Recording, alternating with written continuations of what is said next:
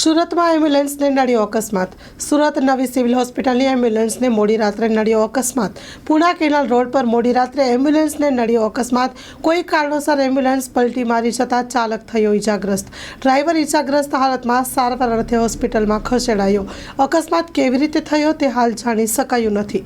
Story report by સુરતથી સતીશ કુંભાણી સાથે cameraman ચિંતન ગજેરા.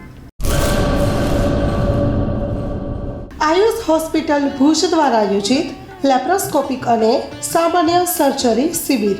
ઝડપી જલ્દી રિકવરી, નાનો ચીરો, ઓછો દુખાવો, ઓછું લોહી વહેણ.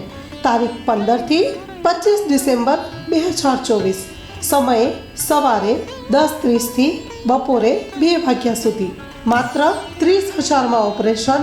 10 વર્ષથી રાહત દરે સારવાર આપતી ગુજરાતની સૌથી મોટી ચેઇન હોસ્પિટલ એટલે આયુષ હોસ્પિટલ. આયુષ હોસ્પિટલ ભુજ દ્વારા આયોજિત લેપ્રોસ્કોપિક અને સામાન્ય સર્જરી શિબિર.